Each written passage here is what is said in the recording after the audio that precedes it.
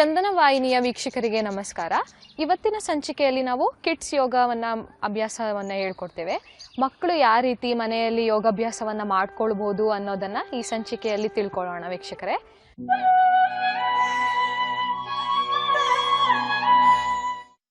ಈಗ ಮೊದಲಿಗೆ ಶೀತಲೀಕರಣ ವ್ಯಾಯಾಮಗಳನ್ನು ಅಭ್ಯಾಸ ಮಾಡೋಣ. ಪಾದಗಳ ರಕ್ತ ಸಂಚಲನೆಯನ್ನ ಇಂಪ್ರೂವ್ ಮಾಡಲಿಕ್ಕೋಸ್ಕರ ನಾವು ಮೊದಲಿಗೆ ಟೋ ವಾಕಿಂಗ್ ಅನ್ನು ಅಭ್ಯಾಸ ಮಾಡೋಣ. ನಿಧಾನವಾಗಿ ಇಮ್ಮಡಿಯನ್ನು ನೆಲದಿಂದ ಮೇಲೆತ್ತಿ, ಅದೇ ರೀತಿ ಜೊತೆಗೆ ನಿಮ್ಮ ಕೈಗಳನ್ನು ಸಹ ಮೇಲೆತ್ತಿ. ಅಭ್ಯಾಸ ಮಾಡ್ತಾ ಮಂಡಿಯನ್ನು ಮಡಚಬಾರ್ದು, ನಿಧಾನವಾಗಿ ಹಾಗೆ ಮುಂದೆ ನಡೀರಿ.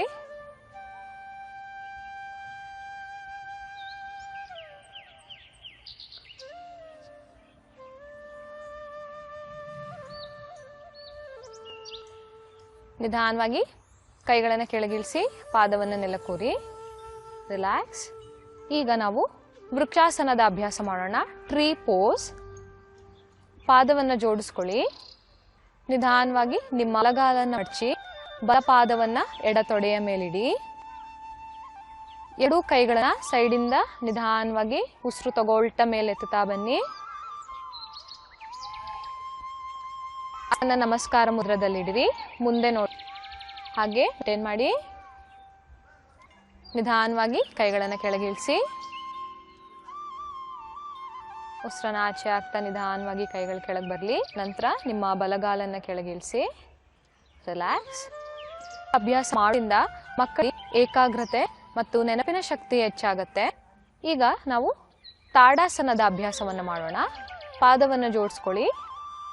ನಿಮ್ಮ ಕೈ ಬೆರಳುಗಳನ್ನು ಇಂಟರ್ಲಾಕ್ ಮಾಡಿಕೊಂಡು ಎದೆ ಮೇಲೆ ಇಟ್ಕೊಳ್ಳಿ. ನಿಧಾನವಾಗಿ ಉಸಿರು ತಗೊಳ್ತಾ ಕೈಗಳನ್ನು ಮೇಲೆತ್ತಾ, ಜೊತೆಗೆ ನಿಮ್ಮ ಇಮ್ಮಡಿಗಳನ್ನು ಸಹ ನೆಲದಿಂದ ಮೇಲೆತ್ತಿ ಹಾಗೆ ಮೇಂಟೈನ್ ಮಾಡಿ. ನಿಧಾನವಾಗಿ ಉಸಿರನ್ನ ಆಚೆ ಹಾಕ್ತಾ ಕೈಗಳನ್ನು ಕೆಳಗಿಳ, ನಿಮ್ಮ ಇಮ್ಮಡಿಯನ್ನು ಸಹ ಕೆಳಗಿಳಿಸಿ, ರಿಲ್ಯಾಕ್ಸ್. ಈ ಅಭ್ಯಾಸ ಮಾಡೋದ್ರಿಂದ ನಿಮ್ಮ ಹೈಟನ್ನು ಇಂಪ್ರೂವ್ ಮಾಡ್ಕೊಳ್ಬೋದು. ಜೊತೆಗೆ ಯಾರು ಗೂನ್ ಬೆನ್ ಮಾಡ್ಕೊಂಡು ನಡೀತಾರೆ, ಇವಾಗ ಬ್ಯಾಗ್ ಎಲ್ಲ ಭಾರ ಇರೋದ್ರಿಂದ ಕೆಲವರಿಗೆ ಗೂನ್ ಬೆನ್ ಆಗಿರುತ್ತೆ. ಸೊ ಅಂಥವ್ರಿಗೆ ಪೋಸ್ಚರನ್ನು ಕರೆಕ್ಟ್ ಮಾಡಲಿಕ್ಕೆ ಒಳ್ಳೆ ಅಭ್ಯಾಸ ಇದು. ಈಗ ಉತ್ಕಟಾಸನ, ಚೇರ್ ಪೋಸನ್ನು ಅಭ್ಯಾಸ ಮಾಡೋಣ. ಪಾದದ ಮಧ್ಯೆ ಸ್ವಲ್ಪ ಗ್ಯಾಪನ್ನು ಇಟ್ಕೊಳ್ಳಿ. ನಿಮ್ಮ ಎರಡೂ ಕೈಗಳನ್ನು ಮುಂದೆ ಚಾಚಿ, ನಿಮ್ಮ ಹಸ್ತಗಳು ಕೆಳಮುಖವಾಗಿರಲಿ. ನಿಧಾನವಾಗಿ ಉಸಿರು ತಗೊಂಡು ಉಸಿರನ್ನ ಆಚೆ ಹಾಕ್ತಾ ನಿಮ್ಮ ಮಂಡಿಗಳನ್ನು ಮಡಚಿ ಚೇರಿನ ರೀತಿ ಕುತ್ಕೊಳ್ಬೇಕು. ಮುಂದೆ ನೋಡಿ, ನಿಮ್ಮ ಬೆನ್ನು ಮತ್ತು ಕತ್ತು ನೇರವಾಗಿರಲಿ. ನಿಧಾನವಾಗಿ ಉಸಿರು ತಗೊಳ್ತಾ ಮೇಲೆ ಬನ್ನಿ. ಉಸಿರನ್ನ ಕೈಗಳನ್ನು ರಿಲೀಸ್ ಮಾಡಿ, ರಿಲ್ಯಾಕ್ಸ್. ಈಗ ನಿಮ್ಮ ಎರಡೂ ಕೈಗಳನ್ನು ಮುಂದೆ ಚಾಚಿ ನಿಧಾನವಾಗಿ ಒಂದೊಂದೇ ಕಾಲನ್ನು ಮಡಚಿ ನೀಲಿಂಗ್ ಪೊಸಿಷನ್ಗೆ ಬನ್ನಿ. ಕೈಗಳನ್ನು ರಿಲೀಸ್ ಮಾಡಿ ನಿಮ್ಮ ಕಾಲುಗಳ ಮೇಲೆ ಕುತ್ಕೊಳ್ಳಿ. ಇದು ವಜ್ರಾಸನ. ಈ ಆಸನವನ್ನು ನೀವು ಓದುವಾಗ ಈ ಆಸನದ ಕುತ್ಕೊಳ್ಳೋದ್ರಿಂದ ನಿಮ್ಮ ಏಕಾಗ್ರತೆ ಹೆಚ್ಚಾಗತ್ತೆ ಮತ್ತು ಕೂಡ ನಿಮಗೆ ಆಸಕ್ತಿ ಹೆಚ್ಚಾಗತ್ತೆ. ಊಟ ಆಗಿದ ನಂತರ ಈ ಆಸನದಲ್ಲಿ ಕೂರೋದ್ರಿಂದನೂ ಯಾವ ಮಕ್ಕಳಿಗೆ ಡೈಜೆಷನ್ ಸರಿಯಾಗಿ ಆಗೋದಿಲ್ವೋ ಅಂಥ ಮಕ್ಕಳಿಗೂ ಸಹ ಜೀರ್ಣಕ್ರಿಯೆ ಚೆನ್ನಾಗಿ ಆಗೋದಕ್ಕೆ ಒಳ್ಳೆಯ ಅಭ್ಯಾಸ. ಈಗ ನಿಧಾನವಾಗಿ ನಿಮ್ಮ ಕೈಗಳನ್ನು ಮೇಲೆ ಚಾಚಿ ಉಸಿರನ್ನ ಆಚೆ ಹಾಕ್ತಾ ಮುಂದೆ ಬಗ್ಗಿ ನಿಮ್ಮ ಹಣೆಯ ನೆಲ ಮುಟ್ಸಿ. ಮೊಣಕೈಗಳನ್ನು ಮಡಚಬಾರ್ದು, ಕೈಗಳು ಚಾಚಿರಲಿ. ಇದು ಶಶಾಂಕಾಸನ. ಮಕ್ಕಳಿಗೆ ತುಂಬ ಸ್ಟ್ರೆಸ್ ಇರುತ್ತೆ, ಅಥವಾ ತಲೆನೋವಿನ ಸಮಸ್ಯೆ ಇರತಕ್ಕಂತಹ ಮಕ್ಕಳು ಈ ಅಭ್ಯಾಸವನ್ನು ಮಾಡ್ಬೋದು. ಈ ಅಭ್ಯಾಸ ಮಾಡೋದ್ರಿಂದ ನಿಮ್ಮ ತಲೆ ಭಾಗದಲ್ಲಿ ರಕ್ತ ಸಂಚಲನೆ ಹೆಚ್ಚಾಗೋದ್ರಿಂದ ಜ್ಞಾಪಕ ಶಕ್ತಿ ಕೂಡ ಹೆಚ್ಚಾಗಕ್ಕೆ ಒಳ್ಳೆಯದು. ಹಾಗೆ ನಿಧಾನವಾಗಿ ನಿಮ್ಮ ಒಂದೊಂದೇ ಕಾಲುಗಳನ್ನು ಹಿಂದೆ ಚಾಚಿ, ನಿಮ್ಮ ಹಿಂಬಡಿಗಳು ಒಂದಕ್ಕೊಂದು ಮುಖವಾಗಿರಲಿ. ನಿಮ್ಮ ಹಸ್ತಗಳನ್ನು ಆಪೋಸಿಟ್ ಭುಜದ ಮೇಲಿಡಿ. ನಿಮ್ಮ ಗಲ್ಲವನ್ನು ಬ್ರಿಸ್ಟ್ ಜಾಯಿಂಟ್ ಮೇಲಿಡಿ. ಇದು ಮಕರಾಸನ, ಕ್ರೊಕೊಡೈಲ್ ಪೋಸ್. ನಿಮಗೆ ಆಟಾಡಿ ಬಂದು ಸುಸ್ತಾದಾಗ ಈ ಆಸನದಲ್ಲಿ ಮಲಗಿ ರಿಲ್ಯಾಕ್ಸ್ ಮಾಡೋದು ಒಳ್ಳೆಯದು. ಈಗ ನಿಧಾನವಾಗಿ ನಿಮ್ಮ ಪಾದಗಳನ್ನು ಜೋಡಿಸ್ಕೊಳ್ಳಿ. ನಿಮ್ಮ ಹಸ್ತಗಳನ್ನು ಎದೆಯ ಬದಿ ಊರಿ. ಭುಜಂಗಾಸನ, ಕೋಬ್ರಾ ಪೋಸನ್ನು ಅಭ್ಯಾಸ ಮಾಡೋಣ. ನಿಧಾನವಾಗಿ ಉಸಿರು ತಗೊಳ್ತಾ ನಿಮ್ಮ ದೇಹದ ಮೇಲಿನ ಭಾಗವನ್ನು ಒಕ್ಲದ ಭಾಗ ತನಕ ಮೇಲೆತ್ತಬೇಕು. ಆದಷ್ಟು ನಿಮ್ಮ ಪಾದಗಳನ್ನು ಜೊತೆಗಿಟ್ಕೊಳ್ಳೋಕೆ ಟ್ರೈ ಮಾಡಿ. ಮೇಲ್ ನೋಡಿ, ರಿಲ್ಯಾಕ್ಸ್. ನಿಧಾನವಾಗಿ ಉಸಿರನ್ನ ಆಚೆ ಆಗ್ತಾ ಕೆಳಗೆ ಬನ್ನಿ. ಮಕರಾಸನದಲ್ಲಿ ವಿಶ್ರಮಿಸಿ. ಈ ಅಭ್ಯಾಸ ಕೂಡ ಫ್ಲೆಕ್ಸಿಬಿಲಿಟಿಯನ್ನು ಇಂಪ್ರೂವ್ ಮಾಡಲಿಕ್ಕೆ, ಜೊತೆಗೆ ನಿಮ್ಮ ರೆಸ್ಪಿರೇಟರಿ ಕೆಪಾಸಿಟಿಯನ್ನು ಇಂಪ್ರೂವ್ ಮಾಡಲಿಕ್ಕೆ ತುಂಬ ಒಳ್ಳೆಯದು. ಈಗ ನಿಧಾನವಾಗಿ ನಿಮ್ಮ ಪಾದಗಳನ್ನು ಜೋಡಿಸಿ, ನಿಮ್ಮ ಹಸ್ತವನ್ನು ನೆಲಕ್ಕೂರಿ ಹಸ್ತಗಳ ಸಹಾಯದಿಂದ ಎದ್ದು ಕುತ್ಕೊಳ್ಳೋ ಪೊಸಿಷನಿಗೆ ಬನ್ನಿ. ಎರಡು ಕಾಲುಗಳನ್ನು ಒಂದೊಂದಾಗೆ ಮುಂದೆ ಚಾಚಿ,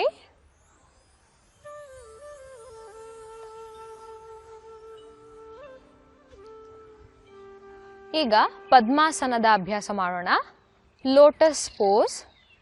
ನಿಧಾನವಾಗಿ ನಿಮ್ಮ ಬಲಗಾಲನ್ನು ಮಡಚಿ ಪಾದವನ್ನು ತೆಗೆದು ಎಡತೊಡೆಯ ಮೇಲಿಡಿ.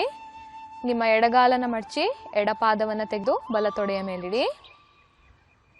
ಈ ಅಭ್ಯಾಸ ಮಾಡೋದ್ರಿಂದ, ನೀವು ಓದಕ್ಕೆ ಕೂತ್ಕೊಳ್ಳುವಾಗ ಈ ಆಸನದಲ್ಲಿ ಕೂರೋದ್ರಿಂದ ನಿಮ್ಮ ಶ್ರದ್ಧೆ ಮತ್ತು ಏಕಾಗ್ರತೆ ಹೆಚ್ಚುತ್ತೆ.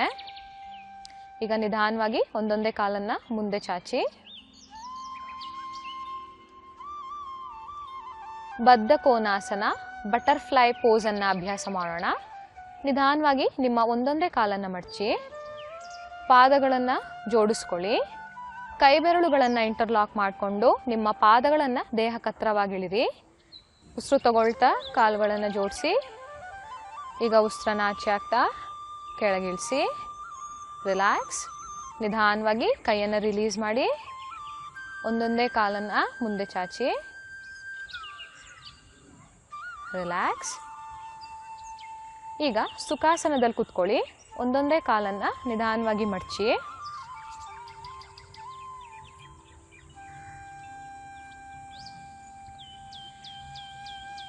ಈಗ ಕೆಲವೊಂದು ಕಣ್ಣಿನ ವ್ಯಾಯಾಮಗಳನ್ನು ಹೇಳ್ಕೊಡ್ತೇನೆ.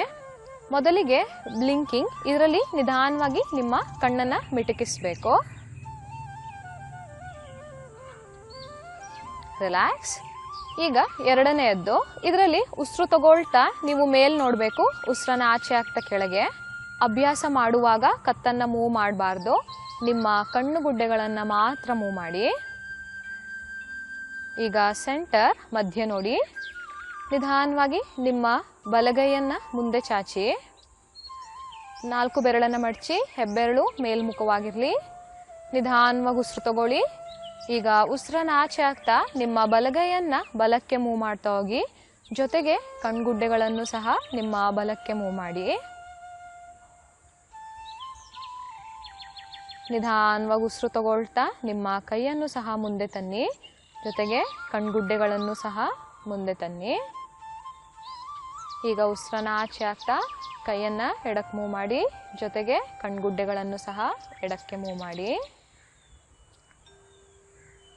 ನಿಧಾನವಾಗಿ ಉಸಿರು ತಗೊಳ್ತಾ ನಿಮ್ಮ ಕೈಯನ್ನು ಮುಂದೆ ತನ್ನಿ, ಜೊತೆಗೆ ಕಣ್ಗುಡ್ಡೆಗಳನ್ನು ಮುಂದೆ ತನ್ನಿ. ನಿಧಾನವಾಗಿ ನಿಮ್ಮ ಕೈಯನ್ನು ಕೆಳಗಿಳಿಸಿ. ಈಗ ಡಯಾಗನಲ್ ಮೂಮೆಂಟ್.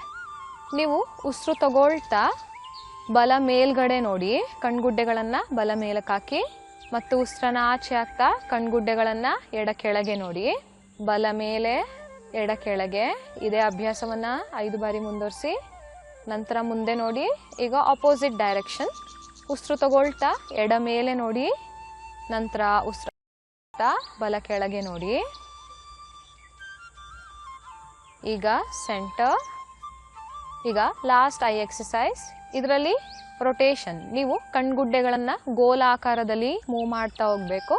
ಮೊದಲಿಗೆ ಕ್ಲಾಕ್ ವೈಸ್ ಡೈರೆಕ್ಷನಲ್ಲಿ ಮೂವ್ ಮಾಡ್ತಾ ಹೋಗಿ.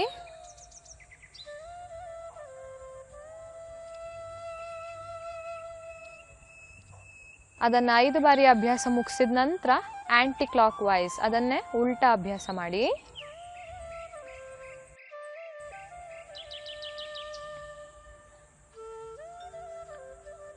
ಈ ಕಣ್ಣಿನ ವ್ಯಾಯಾಮದಿಂದ ನಿಮ್ಮ ಕಣ್ಣುಗಳಲ್ಲಿ ಯಾವುದೇ ರೀತಿಯಾದಂಥ ಸ್ಟ್ರೈನ್ ಏನೇ ಇದ್ರೂ ಕಡಿಮೆ ಆಗುತ್ತೆ. ಕೆಲವು ಮಕ್ಕಳಿಗೆ ಚಿಕ್ಕ ವಯಸ್ಸಿನಲ್ಲೇ ಸ್ಪೆಕ್ಸ್ ಯೂಸ್ ಮಾಡ್ತಾ ಇರ್ತಾರೆ. ಅಂಥ ಮಕ್ಕಳು ಈ ಅಭ್ಯಾಸವನ್ನು ಮಾಡೋದ್ರಿಂದ ಅವರ ಪವರನ್ನು ಕೂಡ ನಾವು ಕಡಿಮೆ ಮಾಡ್ಕೊಳ್ಬೋದು. ಜೊತೆಗೆ ಕಣ್ಣಿಗೂ ಸಹ ರಿಲ್ಯಾಕ್ಸೇಷನ್ ಸಿಗುತ್ತೆ. ಈಗ ಭ್ರಾಮರಿ ಪ್ರಾಣಾಯಾಮದ ಅಭ್ಯಾಸವನ್ನು ಮಾಡೋಣ. ನಿಮ್ಮ ಕೈಗಳಲ್ಲಿ ಸೂಜಿ ಮುದ್ರವನ್ನು ಇಡಿರಿ, ಕಣ್ಣು ಮುಚ್ಚಿರಲಿ.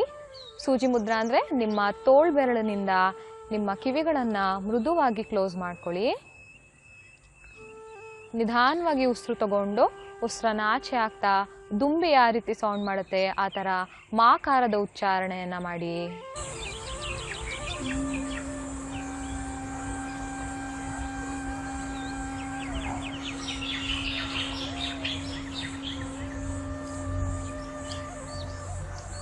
ನಿಧಾನವಾಗಿ ಕೈಗಳನ್ನು ಕೆಳಗಿಳಿಸಿ ಮಾಕಾರದ ಉಚ್ಚಾರಣೆಯಿಂದ ಹಣೆಯ ಭಾಗದಲ್ಲಿ ಆಗ್ತಾ ಇರೋ ಬದಲಾವಣೆಯನ್ನು ಗಮನಿಸಿ.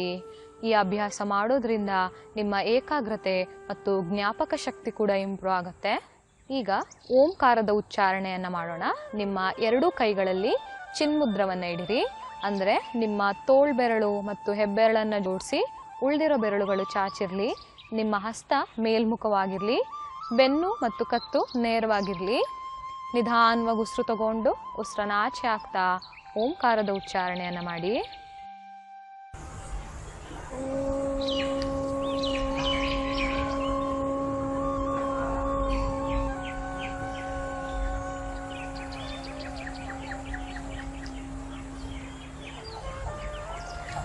ಇದೇ ರೀತಿ ಓಂಕಾರದ ಉಚ್ಚಾರಣೆಯನ್ನು ಬೆಳಗ್ಗೆ ಮತ್ತು ಸಂಜೆ 9 ಬಾರಿ ಅಭ್ಯಾಸ ಮಾಡೋದ್ರಿಂದ ನೀವು ಆ ದಿನ ತುಂಬ ಫ್ರೆಶ್ ಆಗಿರ್ತೀರ. ಜೊತೆಗೆ ಅವತ್ತು ನೀವೇನೇ ಓದ್ಕೊಂಡ್ರೂ ಸಹ ನಿಮಗೆ ಅದು ಚೆನ್ನಾಗಿ ಜ್ಞಾಪಕದಲ್ಲಿ ಉಳಿಯುತ್ತೆ. ಈಗ ಶಾಂತಿ ಮಂತ್ರದ ಉಚ್ಚಾರಣೆಯಿಂದ ಸೆಷನನ್ನು ಮುಕ್ತಾಯಗೊಳಿಸೋಣ. ನಿಧಾನವಾಗಿ ಕೈಗಳನ್ನು ಜೋಡಿಸಿ ನಮಸ್ಕಾರ ಮುದ್ರವನ್ನು ಇಡಿರಿ. ಕಣ್ಣನ್ನು ಮುಚ್ಚಿ. ಓಂ ಸರ್ವೇ ಭವಂತು ಸುಖಿನಃ ಸರ್ವೇ ಸಂತು ನಿರಾಮಯ ಸರ್ವೇ ಭದ್ರಾಣಿ ಪಶ್ಯಂತು ಮಾ ಕಶ್ಚಿತ್ ದುಃಖಭಾಗ್ ಭವೇತ್. ಓಂ ಶಾಂತಿ ಶಾಂತಿ ಶಾಂತಿ. ನಿಧಾನವಾಗಿ ಕೈಗಳನ್ನು ಕೆಳಗಿಳಿಸಿ ಹಸ್ತವನ್ನು ಪರಸ್ಪರ ಉಜ್ಜಿ ಹಸ್ತವನ್ನು ಬಟ್ಟಲಿನ ಆಕಾರ ಮಾಡಿ ಕಣ್ಣಿನ ಸುತ್ತ ಇಟ್ಕೊಳ್ಳಿ. ಮತ್ತೊಮ್ಮೆ ಹಸ್ತವನ್ನು ಪರಸ್ಪರ ಉಜ್ಜಿ ಹಸ್ತವನ್ನು ನಿಮ್ಮ ಕತ್ತು ಮತ್ತು ನಿಮ್ಮ ಕೈಗಳಿಗೆ ಸ್ಪರ್ಶಿಸಿ. ಮತ್ತೊಮ್ಮೆ ಹಸ್ತವನ್ನು ಪರಸ್ಪರ ಉಜ್ಜಿ ಹಸ್ತವನ್ನು ನಿಮ್ಮ ಬೆನ್ನು ಮತ್ತು ನಿಮ್ಮ ಕಾಲುಗಳಿಗೆ ಸ್ಪರ್ಶಿಸಿ. ನಿಧಾನ ನೋಡಿ. ರಿಲ್ಯಾಕ್ಸ್.